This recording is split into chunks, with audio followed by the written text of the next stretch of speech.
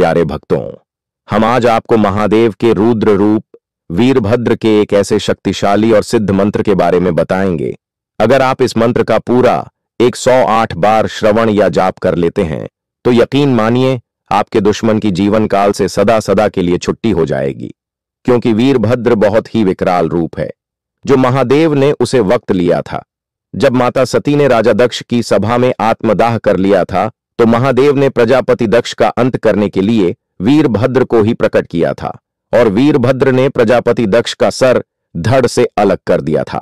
अगर आप भी चाहते हैं आपके दुश्मन का अंत हो, आपके दुश्मन का सर धड़ से अलग हो, तो आपको वीरभद्र के इस मंत्र का पूर्ण श्रवण करना होगा, तभी आपके शत्रु से मुक्ति मिलेगी। अगर भक्तों आपका किसी शत्रु ने अपमान किया है, आपको बेइज्जत किया है या फिर आपका कहीं पर भी सम्मान नहीं करता, हर समय अपमानित करता है या फिर आपको नुकसान पहुंचाने के लिए हर समय तरह तरह की कोशिश करता रहता है, तो आपको महादेव का स्मरण करते हुए वीरभद्र को पुकारना चाहिए। वीरभद्र आपकी पुकार सुनकर के तत्काल ही उपस्थित हो जाएंगे और आपके शत्रु से तुम्हारे अपमान का बदला अवश्य लेंगे, क्योंकि वीरभद्र ने महादेव के अपमान और देवी सती के आत्मदाह का बदला प्रजापति दक्ष का सर धड़ से अलग करके लिया था। प्यारे भक्तों, अगर किसी घटिया किस्म के शत्रु ने आपका जीना हराम कर दिया है, आप तंग आ चुके हैं अपने दुश्मन से, लेकिन आप कुछ करने में सक्षम नहीं हैं, अपने शत्रु से लड़ने में आप उनका मुकाबला नहीं कर पा रहे, लेकिन फिर भी आप अपने शत्रु से पीछा छुड़ाने के साथ साथ उसे उनकी करनी का दंड दिलवाना चाहते हैं, या फिर भविष्य में ऐसा कोई कार्य न करें। आपका दुश्मन जिसे आपको नुकसान हो, तो आप अभी से काल भैरव के इस मंत्र का श्रवण करना स्टार्ट कर दीजिए, जो मैं इस वीडियो में अभी बताने वाला हूं। प्रिय भक्तों, अगर आप मंत्र का श्रवण सुबह शाम करने में असमर्थ है या करना नहीं चाहते, तो आप एक काम कर सकते हैं, इसी चैनल पर आकर के भैरव जी के वीरभद्र में रूप का मंत्र उठा लीजिए और वीडियो को चला लीजिए, तब भी आपको मंत्र का पूर्ण लाभ मिलेगा और आप अपने शत्रुओं से मुक्ति पा सकोगे और वीरभद्र आपके ऊपर कृपा करेंगे और आशीर्वाद देंगे। परंतु भक्तों, आप एक बात का विशेष ध्यान रखिएगा, इस मंत्र का प्रयोग बिल्कुल भी गलत ना करें। अगर सच में आपको किसी दुश्मन ने परेशान किया हुआ है तो ही आप इस मंत्र का उपयोग कीजिए, अन्यथा इस मंत्र का प्रयोग करना आपके लिए कष्टकारी भी हो सकता है, इसलिए इस मंत्र का सदुपयोग ही करें। तो चलिए भक्तों, वीरभद्र भैरव जी के मंत्र का श्रवण पूरी निष्ठा भाव से उच्चारण पाठ कर लेते हैं। ओम वीरभद्राय अति क्रूराय रुद्रकोपम संभवाय सर्वदुष्ट निवारणाय फट स्वाहा। ओम वीरभद्राय अति क्रूराय रुद्रकोपम संभवाय सर्वदुष्ट निवारणाय फट स्वाहा। ओम वीरभद्राय अति क्रूराय रुद्रकोपम संभवाय सर्वदुष्ट निवारणाय फट स्वाहा। ओम वीरभद्राय अति क्रूराय रुद्रकोपम संभवाय सर्वदुष्ट निवारणाय फट स्वाहा। ओम वीरभद्राय अति क्रूराय रुद्रकोपम संभवाय सर्वदुष्ट निवारणाय फट स्वाहा। ओम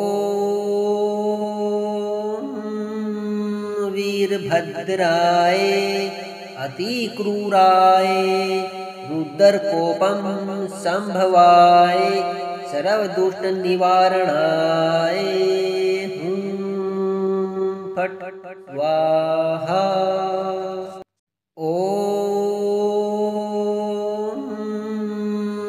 वीरभद्राय अतिक्रूराय रुद्रकोपं संभवाय सर्वदुष्टनिवारणाय हुं फट् स्वाहा। ॐ वीरभद्राय अतिक्रूराय रुद्रकोपं संभवाय सर्वदुष्टनिवारणाय हुं फट् स्वाहा। ॐ वीरभद्राय अतिक्रूराय रुद्रकोपं संभवाय सर्वदुष्टनिवारणाय हुं फट् स्वाहा। ॐ वीरभद्राय अतिक्रूराय रुद्रकोपं संभवाय सर्वदुष्टनिवारणाय हुं फट् स्वाहा। ॐ वीरभद्राय अतिक्रूराय रुद्रकोपं संभवाय सर्वदुष्टनिवारणाय हुं फट् स्वाहा। ॐ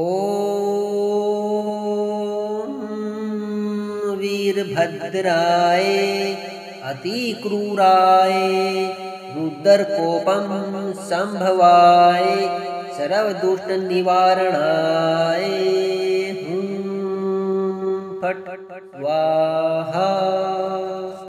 ॐ वीरभद्राय अतिक्रूराय रुद्रकोपं संभवाय सर्वदुष्टनिवारणाय हुं फट् स्वाहा। ॐ वीरभद्राय अतिक्रूराय रुद्रकोपं संभवाय सर्वदुष्टनिवारणाय हुं फट् स्वाहा। ॐ वीरभद्राय अतिक्रूराय रुद्रकोपं संभवाय सर्वदुष्टनिवारणाय हुं फट् स्वाहा। ॐ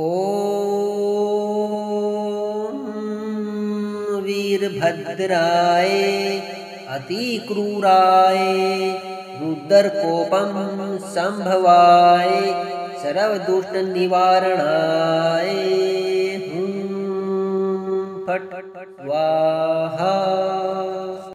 ॐ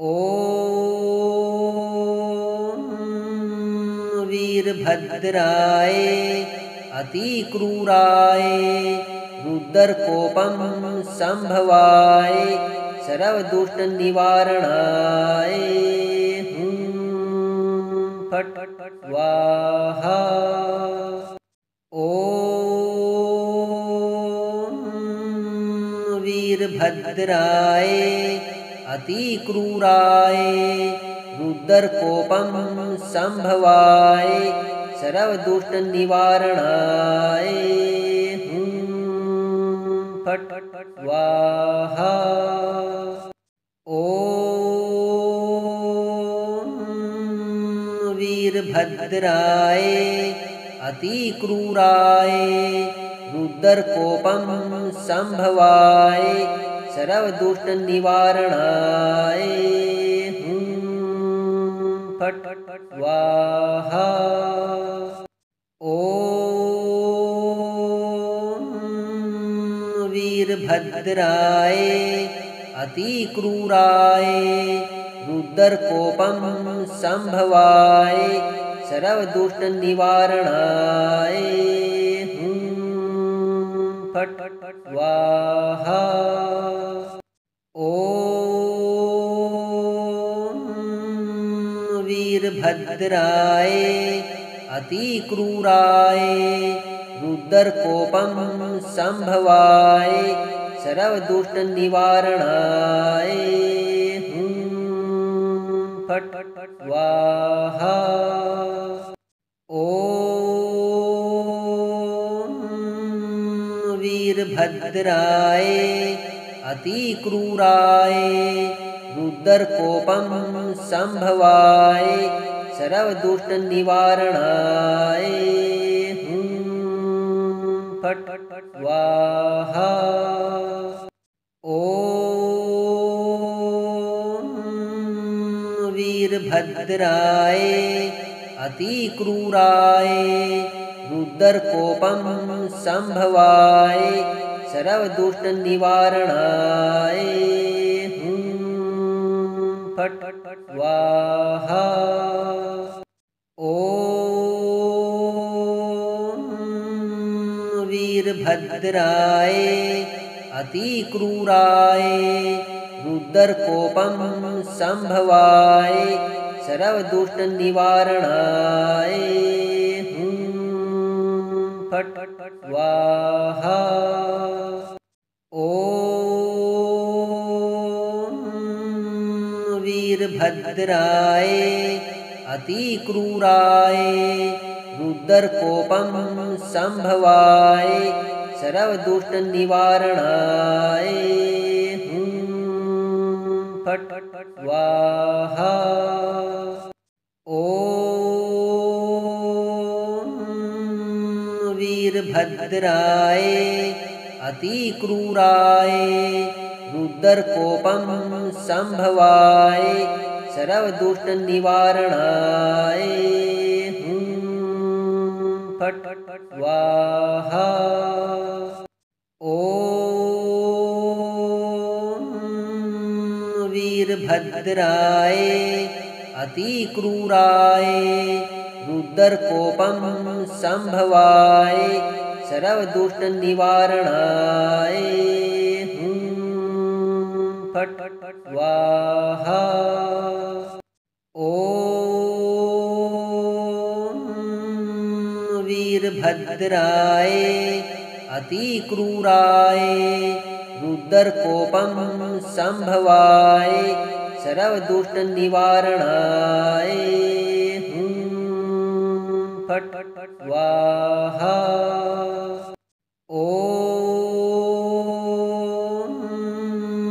वीरभद्राय अतिक्रूराय रुद्रकोपं संभवाय सर्वदुष्टनिवारणाय हुं फट् स्वाहा। ॐ वीरभद्राय अतिक्रूराय रुद्रकोपं संभवाय सर्वदुष्टनिवारणाय हुं फट् स्वाहा। ॐ वीरभद्राय अतिक्रूराय रुद्रकोपं संभवाय सर्वदुष्टनिवारणाय हुं फट् स्वाहा। ॐ वीरभद्राय अतिक्रूराय रुद्रकोपं संभवाय सर्वदुष्टनिवारणाय हुं फट् स्वाहा। ॐ वीरभद्राय अतिक्रूराय रुद्रकोपं संभवाय सर्वदुष्टनिवारणाय हुं फट् स्वाहा। ॐ वीरभद्राय अतिक्रूराय रुद्रकोपं संभवाय सर्वदुष्टनिवारणाय हुं फट् स्वाहा। ॐ वीरभद्राय अतिक्रूराय रुद्रकोपं संभवाय सर्वदुष्टनिवारणाय हुं फट् स्वाहा। ॐ वीरभद्राय अतिक्रूराय रुद्रकोपं संभवाय सर्वदुष्टनिवारणाय हुं फट् स्वाहा। ॐ वीरभद्राय अतिक्रूराय रुद्रकोपं संभवाय सर्वदुष्टनिवारणाय हुं फट् स्वाहा। ॐ वीरभद्राय अतिक्रूराय रुद्रकोपं संभवाय सर्वदुष्टनिवारणाय हुं फट् स्वाहा। ॐ वीरभद्राय अतिक्रूराय रुद्रकोपं संभवाय सर्वदुष्टनिवारणाय हुं फट् स्वाहा। ॐ वीरभद्राय अतिक्रूराय रुद्रकोपं संभवाय सर्वदुष्टनिवारणाय हुं फट् स्वाहा। ॐ वीरभद्राय अतिक्रूराय रुद्रकोपं संभवाय सर्वदुष्टनिवारणाय हुं फट् स्वाहा। ॐ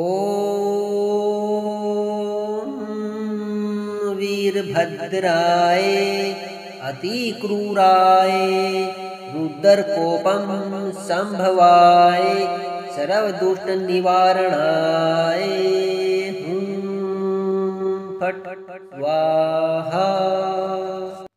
ॐ वीरभद्राय अतिक्रूराय रुद्रकोपं संभवाय सर्वदुष्टनिवारणाय हुं फट् स्वाहा। ॐ वीरभद्राय अतिक्रूराय रुद्रकोपं संभवाय सर्वदुष्टनिवारणाय हुं फट् स्वाहा। ॐ वीरभद्राय अतिक्रूराय रुद्रकोपं संभवाय सर्वदुष्टनिवारणाय हुं फट् स्वाहा। ॐ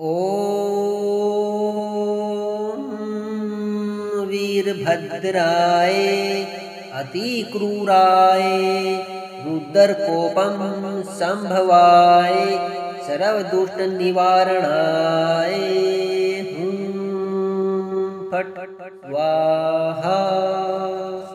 ॐ वीरभद्राय अतिक्रूराय रुद्रकोपं संभवाय सर्वदुष्टनिवारणाय हुं फट् स्वाहा। ॐ